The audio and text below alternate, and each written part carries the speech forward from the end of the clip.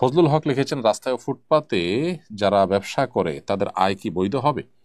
রাস্তা এবং ফুটপাতে যারা ব্যবসা করছেন তাদের আয় উপার্জন এটা মৌলিকভাবে হারাম হবে না, কিন্তু রাস্তা দখল করে ব্যবসা করছেন সেটা একটা অন্যায় কাজ করছেন, গুনাহের কাজ করছেন, শরীয়তের দৃষ্টিকোণ থেকে একটা খারাপ কাজ করছেন। নবী সাল্লাল্লাহু আলাইহি ওয়াসাল্লাম বলেছেন যে ইয়াকুমুল জুলুস আলা তারিক, তোমরা রাস্তায় বসবে না, রাস্তা দখল করবে না, তো সেই কাজটি আপনি করছেন, পথচারীদের অধিকার নষ্ট করছেন, গুনাহ হবে।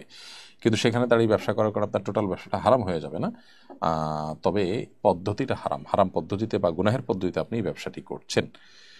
আর যদি রাস্তা বা ফুটপাতে দাঁড়ানোর জন্য পারমিশন থাকে, অনেক জায়গাতে দেখা যায় যে আপনার যে স্ট্রিট ফুড ইত্যাদির জন্য স্থানীয় সরকার, স্থানীয় প্রশাসন থেকে অনুমোদন থাকে এবং পাবলিকের চলাচলে কোনো ব্যাঘাত সৃষ্টি হয় না, সেরকম যদি হয় তাহলে সেটা জায়েজ হতে পারে।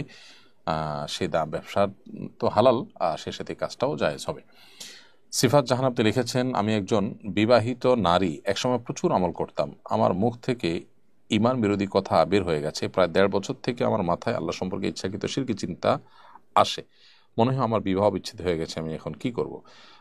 চিন্তা আসছে মনে, জাস্ট এটুকু যদি হয়, আপনি যদি নিজে সেটার জন্য আলাদা কোনো কসরত না করেন এবং সেটার জন্য আপনার বিশেষ কোনো প্রকার ইচ্ছাকৃতভাবে কোনো বাজে চিন্তা আপনার মধ্যে না আসে, তাহলে সেক্ষেত্রে সেটা আপনার জন্য হারাম, সেটার কারণে আপনার ঈমান নষ্ট হবে না এবং বিবাহ সম্পর্ক নষ্ট হবে না। অনেক সময় এ ধরনের মনের মধ্যে বাজে চিন্তা শয়তান আমাদের মধ্যে প্রবেশ করায়, আমাদের মধ্যে পুশ করে, তো এগুলোর কারণে খুব বেশি অরিড হওয়া, অতিরিক্ত চিন্তা করা এবং নার্ভাস হওয়ার কোনো কারণ নেই।